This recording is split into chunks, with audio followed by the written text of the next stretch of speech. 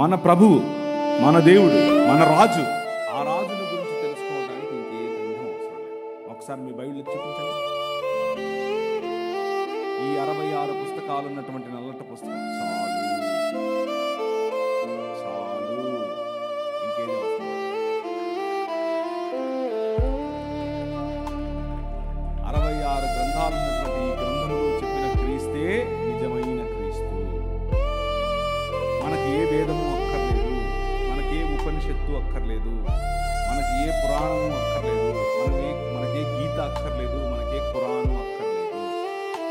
వాళ్ళందరూ ఇక్కడ నుంచి కాపీ కొట్టిన వారే. ప్రేమతో ముడిపడి కృపలో నిలచి ప్రవీణ్ గారి జీవితం మహిమనిచ్చింది.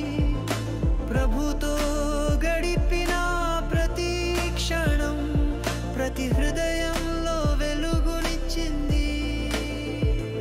వారు ఇంకెవరు లేరు అని వాక్యం చెప్తుంటే, ఆయనకు సమానులు ఇంకొకరు లేరు అని వాక్యం చెప్తుంటే, 66 పుస్తకాలున్న బైబిల్ గ్రంథం, నువ్వు ఎత్తి చూపించినటువంటి బైబిల్ గ్రంథం, అదే నీ రాజు ఇచ్చినటువంటి గ్రంథం. అంతే. అడుగడుగున కష్టాలు ఎదురైనా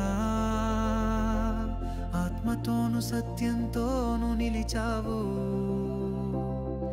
క్షమించే హృదయం కృపతోనే చూపు. ప్రతి మాటలో జ్ఞానం వెదజల్లావు. వంచల వీధిలోను తడబడిన వాడు ప్రభు పిలుపుతో మార్గం మార్చుకున్నవాడు. తపస్సుతో కృప పొందినవాడు. దైవ దర్శనంలో మార్గం చూపినవాడు. ప్రేమతో ముడిపడి కృపలో నిలచి ప్రవీణ్ గారి జీవితం మహిమనిచ్చింది. ప్రభుతో గడిపిన ప్రతి క్షణం ప్రతి హృదయంలో వెలుగునిచ్చింది.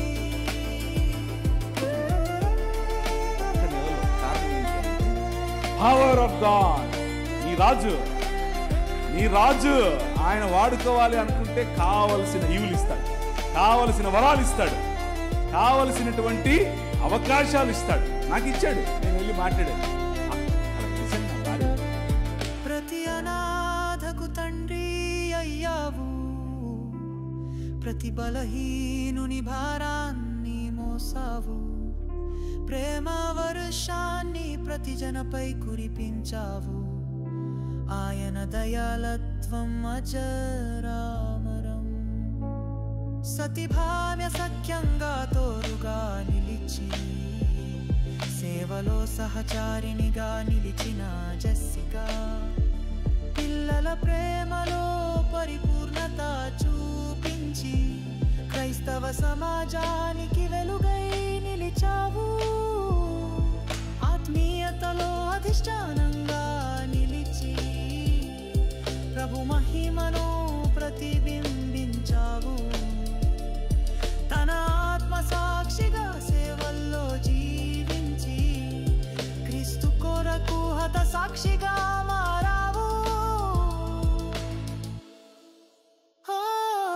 ప్రేమతో ముడిపడి కృపలో నిలచి ప్రవీణ్ గారి జీవితం మహిమనిచ్చింది. ప్రభుతో గడిపిన ప్రతి క్షణం ప్రతి హృదయంలో వెలుగునిచ్చింది.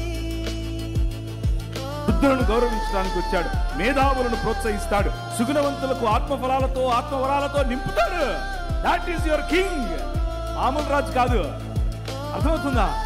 నేను ఈ రాజు గురించి చెప్పాలి అంటే నా భాష సరిపోదు. ఈ రాజు గురించి చెప్పాలంటే నా భావం సరిపోదు, నా మైకు సరిపోవు, ఈ టెక్నాలజీ సరిపోదు. మామూలుడు కాదు. ఆయన గురించి మీకు తెలుసా? ఇంతకు ఏదో మతంలో బతికేస్తున్నారా? ఈ రాజు మామూలు రాజు కాదండి బాబు.